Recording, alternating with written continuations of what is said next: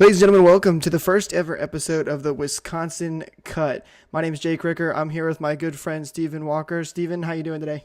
Doing good. Happy Saturday. Yes, happy Saturday.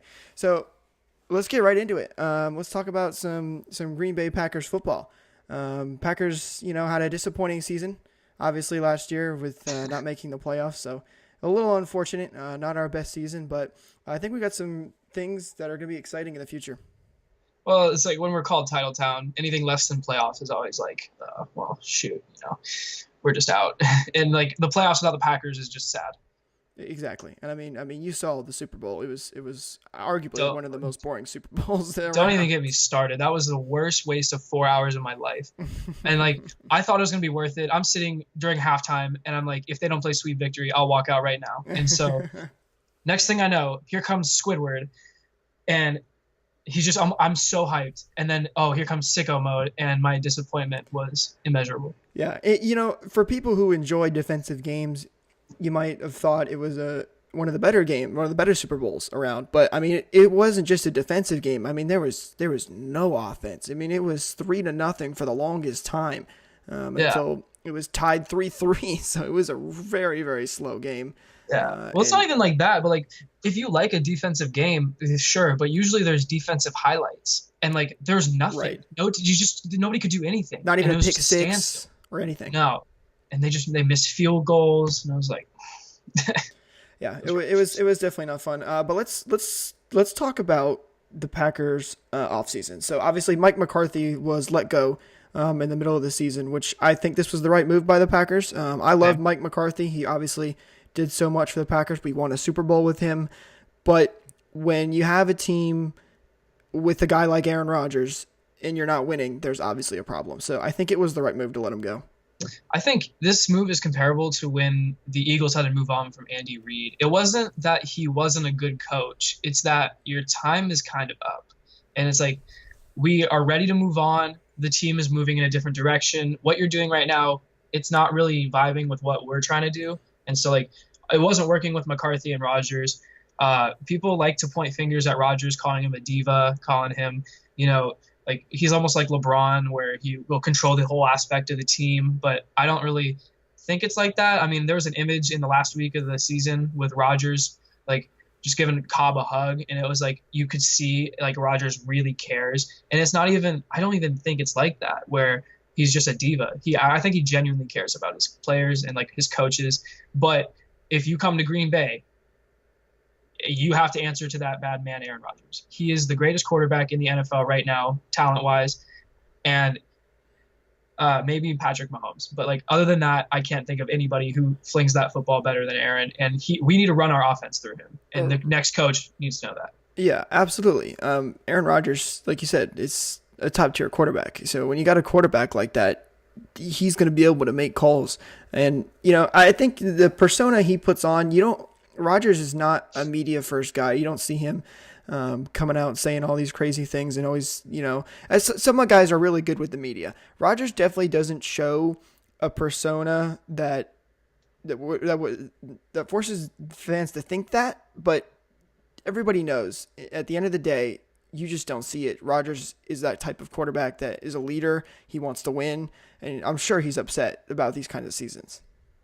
Yeah, and I mean, Rodgers can kind of come off cold sometimes, and I don't know if that's his leadership style because we won't know because we're not players on the Green Bay Packers. Exactly. So, but like what he shows the media, I don't think is what he shows his like teammates.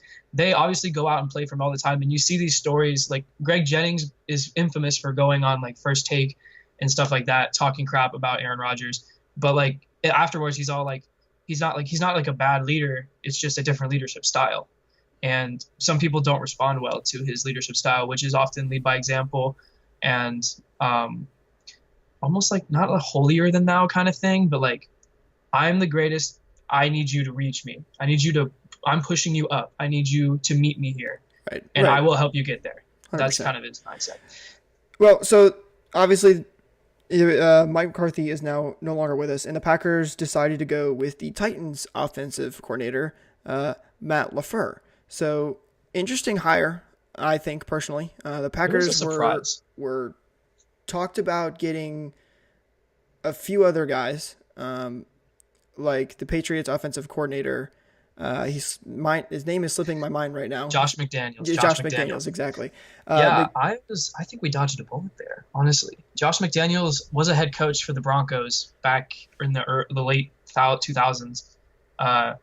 And it didn't work. There was a lot of people saying like he lost the locker room, and I know that's a long time ago, but I just don't know if it would have done well. I think that's a risky hire, and Green Bay is not known for very risky things. We're very conservative, always in free agency, always pretty much in the draft. We're pretty conservative, and so like when I think we went with a safe hire, it's a safe bet, you know. Yeah, no, I totally I see what you're saying. What was interesting to me though was it sounded like McDaniels was either going to go to the Packers or that was it. Because it was said he was prepared to leave the Patriots for the Packers or the Browns. Those are the two ones. And then I think it was the Jets, I think. And then the other team was out of it. And then the Packers obviously made their hire and McDaniels said, I'm going back. So it sounded like McDaniels wanted the Packers and he was going to go there and only there. So the Packers have had to see something that they did not like in McDaniels to go away from a guy of his caliber. Because yes, he's time in Denver, but he's the offensive coordinator for the New England Patriots, for goodness sake. Yeah, he's definitely a key aspect to what they do over there in New England. He's the reason that that's why he was so attractive as a head coaching hire, because he's had so much success with aging quarterbacks like Tom Brady, where they just had all the success. And he's like Tom Brady, he's not looking to retire. He will be here for a while in that offense. And so with him in Green Bay, we're thinking, okay, Rodgers can play till he's 40 if he's here. But I think the one thing that really scared people is last offseason, like not this offseason, but the offseason before. During the playoffs, actually, not even the offseason, he was supposed to go to Indianapolis, and then he backed out last second. And Indianapolis got screwed over because they made their hire and stopped. They didn't look at for anybody else, and it actually ended up working out for them because they did pretty good this season. But that's also a part because Andrew Luck came back and was fully healthy and played all 16 games. But they could have gotten somebody else as a hire, like somebody maybe a higher tier than their current head coach. But because they stopped, they hired Josh McDaniels, and then they when they did that early, all the other coaching candidates went everywhere else. And then Josh McDaniels pulled out, and they were just and so when Packers fans see that, you're hesitant. You're you have to be 100% in. Yeah, for sure. I'm sure that's definitely one thing they considered, for sure. But I thought it was interesting that they went with an offensive-minded quarterback because it's been talked about a little bit. And we kind of touched on this a little bit, but people know Rodgers is known for calling audibles, making changes to the play call because he's such a good offensive mind. And one of the struggles for the Packers has been on the defensive side of the ball. Yeah. The defense isn't terrible. It's definitely gotten better. They were ranked 18th last year in the league when it comes to yards per game. So it wasn't horrible, but when you watch a Packers game, it's always usually the defense that has the biggest problem. So I was a little bit surprised that they went with an offensive-minded coach rather than going for a defensive-minded coach. Yeah, Matt LaFleur, he was the offensive coordinator for the Tennessee Titans, and the Tennessee Titans didn't exactly light up the league last year, so that's a weird kind of thing to look at. Who is this? And then, but he was under the Sean McVay, the holy tree of Sean McVay in Los Angeles in 2017. He was his offensive coordinator, and I have it pulled up here. When he was on the Rams in 2017, they were ranked 8th in rushing offense and 10th in total offense. And so that's pretty good. You're also on the Rams and you have talent. And that's the thing. When he comes to Green Bay, he has talent. That's the thing. Green Bay has talent, and they didn't utilize it. And that's always coaching. 9 times out of 10, talent that doesn't produce has to do with coaching. And so you had to make a change. Here comes Matt LaFleur, who likes to run the football.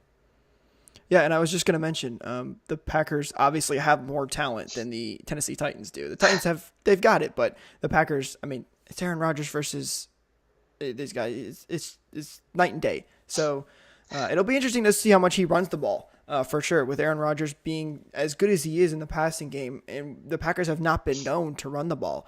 It's very unlikely that the Packers go heavy on the run game, and we've never had that set in stone running back for a while. We've gone through a couple of guys, so it'll be interesting to see if he can find his running back. Yeah, Aaron Jones played really well last season. He was out for a while, but he came back and I think if I'm not, there was a period of the season, I don't know if he finished leading the league in rushing yards like per attempt, but he was a part of the season he averaged almost like 6 yards a carry, and it was wild. He's a good running back, but it sucks because I want him to play more, and I think he should get more time.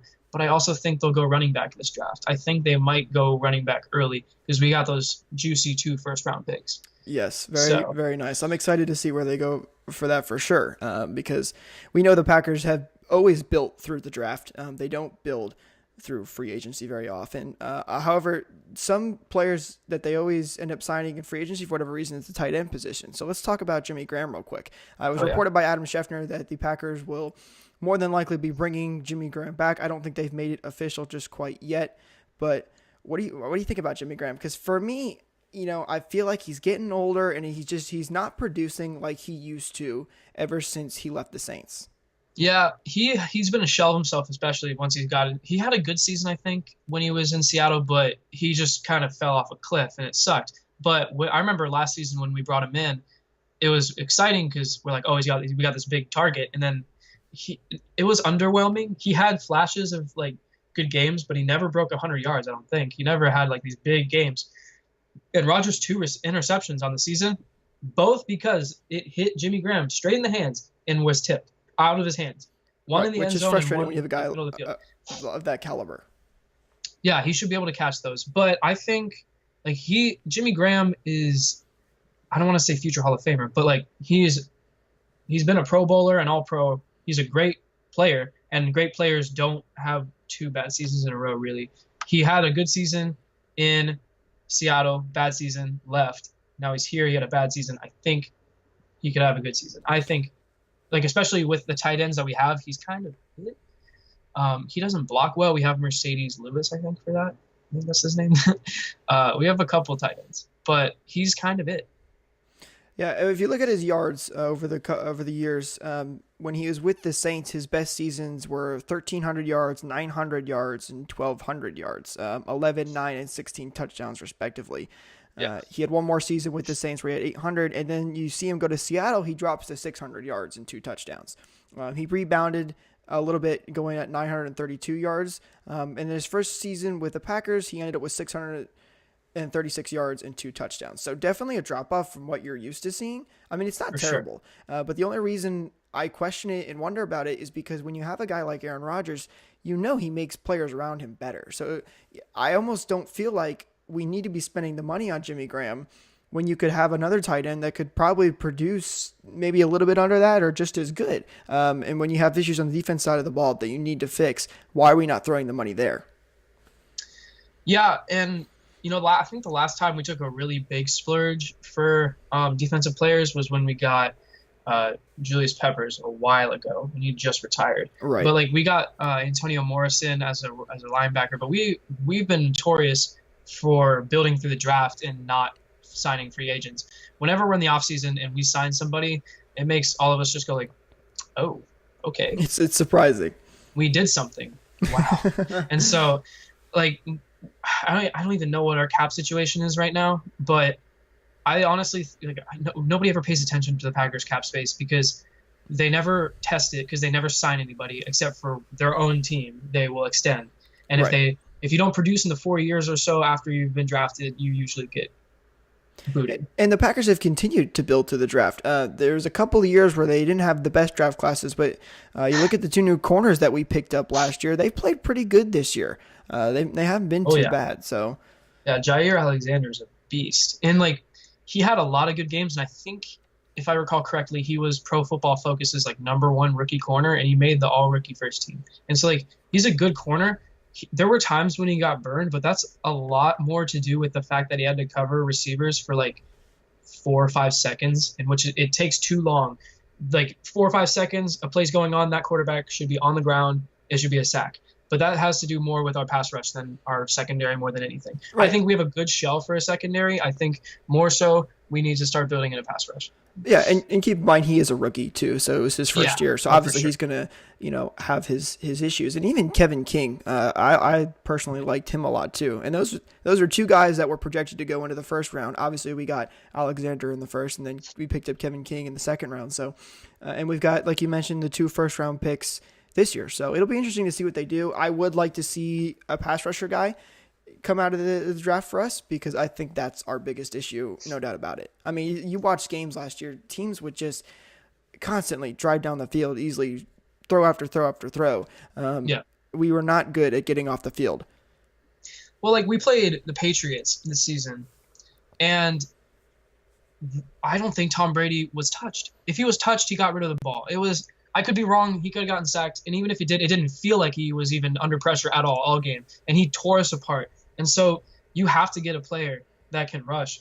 And Clay Matthews is not that guy anymore. Clay Matthews, ever since week 2, when he got like 15 roughing the passer calls, he's been playing scared. And not like playing scared, but like I don't know, he rolled back his season a little bit. He's been on the decline, even though he's the Packers all-time sack leader. Right, he's getting older. Jimmy Graham is, or it's not Jimmy Graham, sorry. Clay Matthews is still obviously a high tier player, but Yeah. age is going to hit you eventually, and I think we're starting to see that. And I think you're right though, with as reference to the pass interference calls. There were some really bad ones at the beginning of the year, but lost us a game. Right, and so he probably tried to, play at a lower level, so to speak. He didn't want to get those calls that would end up ruining the games for them. Yeah, like the game against Minnesota, he sacks Kirk Cousins, who, by the way, is not a good quarterback, and that's a whole other hot take. He sacks Kirk Cousins while he throws. It was simultaneous, and I remember we picked him off, and I thought there's a flag. I'm like, oh, like stop, and oh man, that was the game when Mike McCarthy went running after the referee, and that was my single greatest Mike McCarthy memory ever. Like that man looked like he was gonna kill him. But like, I mean, I can imagine. They got 15 yards and a first down and went on to tie the game, and then game ends in a tie. And I'm just like, wow, okay. Frustrating for sure. So but we'll have to see what the Packers do in the draft here, if they go offensive or if they go defensive. So if they go offense, I'll buy a plane ticket up to Appleton, drive to Green Bay, and personally slap, I don't even know how to pronounce his last name, but our GM. Because don't go offense. That's not the issue. Our issue is on defense. And I agree. I was very happy when I saw the reports that we were keeping Mike Pettin, because he is a great defensive coordinator. He did a lot with not a lot last season. Exactly. So, I was just going to say, we were middle of the pack, and for the talent on our defense and the rookies that we have, that's pretty good if you ask me. Yeah, no, we definitely did really good on defense, in my opinion, last season. I'm trying to pull up the stats. I don't have them open, but like I think we did a lot better in terms of like secondary. Our secondary was absolutely atrocious 2 years ago, and like it was almost comparable to that 2011 season when we went 15-1, but like gave up 35 points per game. It was just rough because we would have to we would score 30 points and the other team would score 40, and we're like, okay, like what are we supposed to do? But I think we held them to a lot less points this season. Right. And then you look at this season, I mean, we could have had, there was 6 or 7 games where we lost by either a flag or a fumble at the end of the game. There's a couple of games we could have very easily won and been in a much different position, but just had unfortunate ending too. So I think some minor changes to this team, along with the head coaching, obviously, and a couple new defensive guys from the draft. I think this team could easily be back in the playoffs, no doubt about it. They're one of the early contenders to be back in the playoffs, and that's like the safest bet you can ever make, is that the Packers will be back in the playoffs after missing it for 2 straight seasons, because they just don't stay out like that, especially right now. But like when I saw Ron Zook was gone, our special teams coordinator, I was very happy, because he is. So they showed us who they hired, and it was some guy who was like the head coach of the Cleveland Browns like 10 years ago, and I'm like, anybody's better than Ron Zook. So that's true. It's not even like our punter is bad. J.K. Scott, that dude has a cannon for a leg. Scott has had some great punts. Have you seen him when he kicks? He doesn't even jump. He literally, his plant foot stays on the ground. And it's amazing to see because I see him punt. I'm just like, whoa, like this kid can punt. But like Oh yeah, he's had to get it off fast, and that drives his yards per punt down because he gets it off too fast. Like he doesn't have the time to like sit there, wait for the coverage to go, and like we've all also often never been in a position we're either backed up in our own end zone and he has no space to punt, or we're so close to field goal range but we blow it, and so he gets a touchback. So exactly. Yeah, the Packers are definitely right on the edge. I feel like there's just a couple little pieces, we need to shift into place, and we'll be good to go. But let's look at our schedule for next year. Now, they haven't released the official dates and what weeks will be playing each opponent, but they have released the who we're playing at home and who we're playing on the road. So initial looks at this schedule, I actually kind of like this schedule. I don't think it's that hard, to be honest with you. The road is definitely a little bit tougher than home, but it's not that bad of a schedule. yeah, you look at our home opponents, and you obviously have your division opponents, and the Bears that are now going to be like contenders for a while because they won that Khalil Mack sweepstakes that we all wanted. But like, oh my gosh, if we got Khalil Mack, I guarantee you we would have been in the playoffs. Like we would have gone way farther because he changes the culture of a whole team. And but the Bears, they're going to be good. I think we go 1-1 against them next year. I don't think we win both games. We might not even win any games against them, but I think we do win one. I think 1-1 is reasonable. I mean, we beat the Bears last year. With for some reason the Lions always beat us once, and I hate it. And so I really think this year's the year we win 2 against them. I don't know. But like you have Panthers, the Panthers are so weird. They'll have a season where they're really good, and then Cam Newton will just be like, "Nah, fam, I'm good, and I'm gonna be trash next season." Yep. And then they're terrible. And the Broncos, they're not that good. They always have a good defense, and thank God we don't have to go to Mile High Stadium. And then Oakland, also thank God we don't have to go to Oakland. Or sorry, LA Raiders, Vegas Raiders, whatever they are. So weird, like, wherever they're going to end up this season. They're playing in I think they're playing, I don't even know. Do you know where they're playing next year? They're not playing where they were playing this season. No, I don't. I don't think they even have an official site, because I remember it was talked about maybe they'd have to play in Oakland again because the stadium's not going to be done for another couple of years, I think. So it's a really weird situation. I don't know, but like the Raiders are a whole different show in its own. So Rodgers has had some words to say about Oakland Stadium and Tampa Bay Stadium about playing in them and how like it helps. It's increased chance of injury when you're there. Eagles come here. Eagles it depends who's playing. If Nick Foles is playing, I'm scared. I'm shaking in my boots. But if Carson Wentz is playing, I'm like, it's weird. I like Carson Wentz, but Nick Foles always just is like, yeah. And then the Redskins, rip Alex Smith. They probably won't win.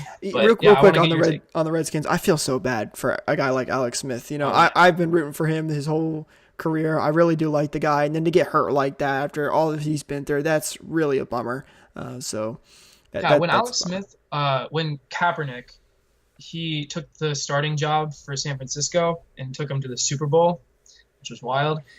And Alex Smith was out of a job, and they moved him to Kansas City. I was rooting for him because I'm like, wow, that kind of sucks. Like, how are you gonna get fired on your day off? And so he went to Kansas City, and he did good. And the only thing is he's a game manager, and you throw that term around everywhere, but like he just wasn't able to make the throws that would win you games. And that's what Pat Mahomes has done for Kansas City is he will make a left-handed throw to get you a first down. Alex Smith would have probably taken the sack there. Like not against Alex Smith, but that's just not what he is. Right. He'll manage the game and get them into good positions. Pat Mahomes is a gunslinger who can throw the ball 80 yards on a rope and hit Tyreek Hill, who's the fastest player in the NFL. Yeah, he'll even throw a sidearm pass and still do it. Oh my gosh. Pat Mahomes is amazing. So anyway, yeah. Well, looking at the road schedule, let's take a look at that real quick. You got teams like the Cowboys, the Chiefs. Those are the two biggest names that pop out to me. And then you got teams like the Giants, the 49ers. So, the road I think is definitely a bit tougher. Obviously, the Chiefs, we just talked about Patrick Mahomes. That's going to be a tough game. That'll be a high-scoring game more than likely. So, it depends on how our defense turns out next year. So we'll have to wait and see.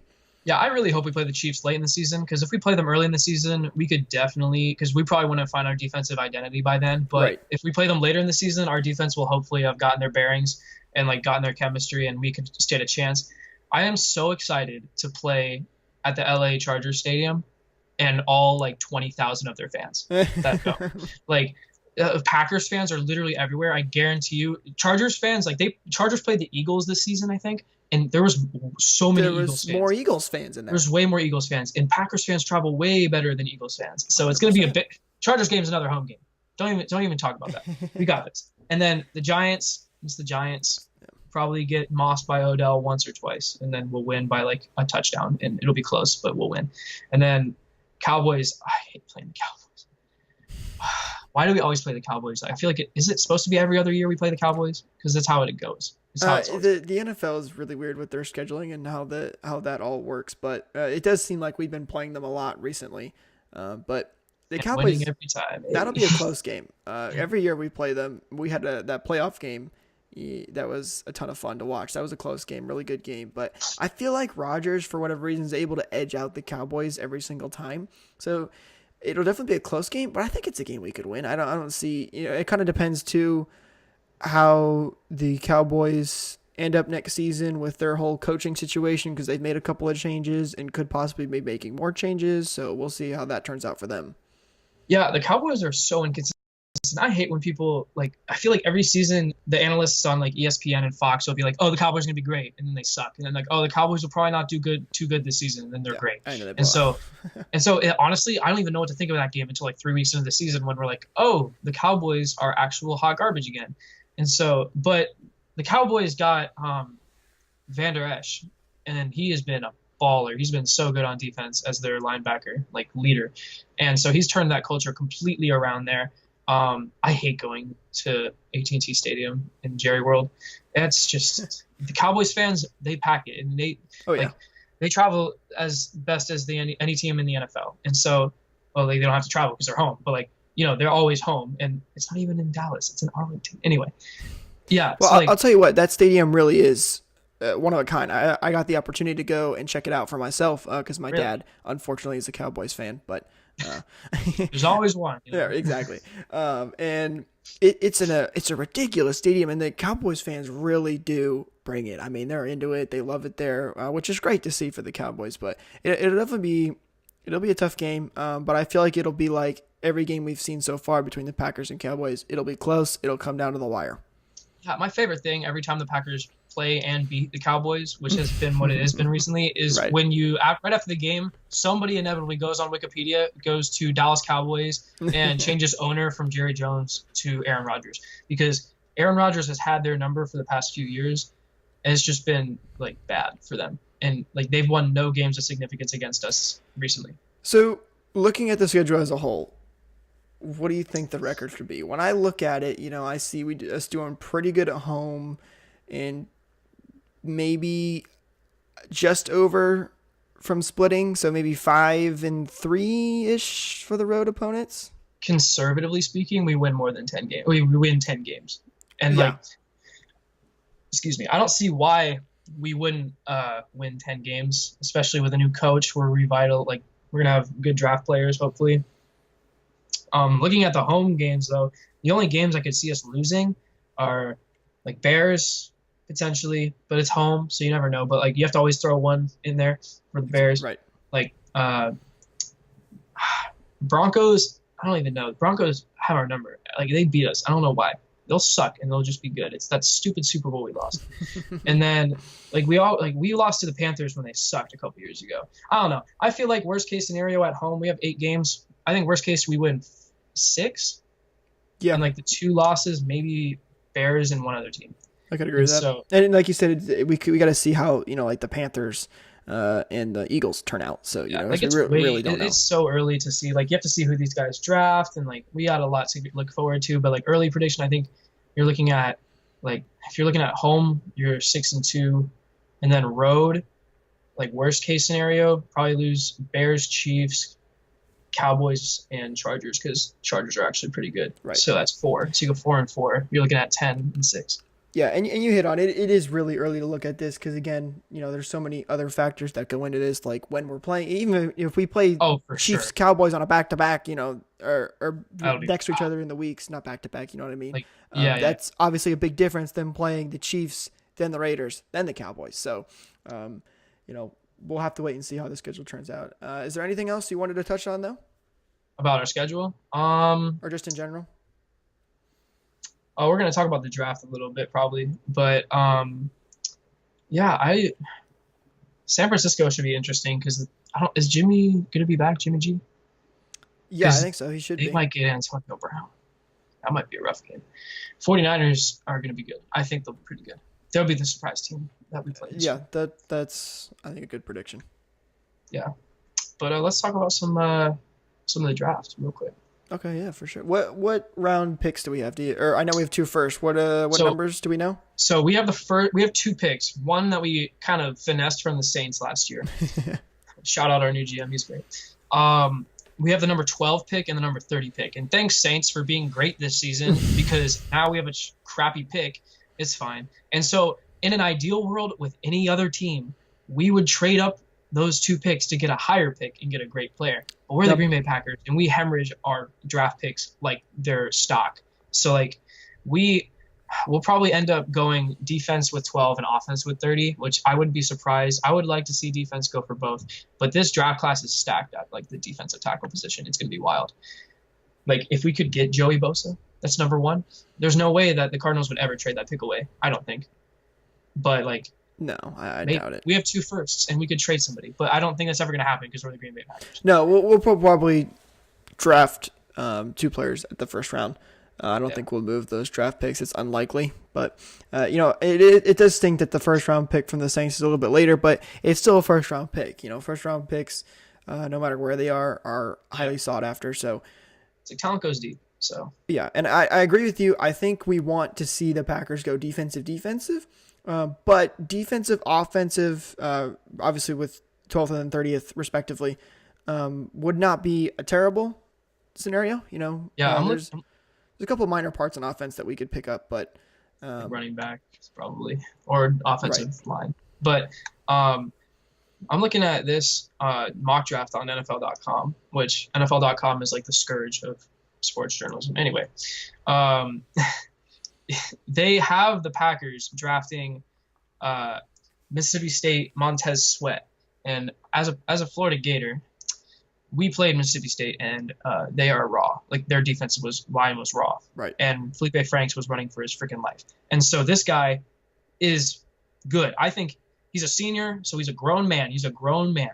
He, I think that's a good pick. But you can't go wrong here. If there was any way that any of the Clemson defensive linemen drop that far, which maybe not. That's if like those guys, like the quarterbacks in this draft get drafted early, then those defensive guys fall. And this draft class is stacked with quarterbacks. So like, well, not stacked, but like there's a lot that you could pick from, like Kyler Murray, Drew Lock, stuff like that.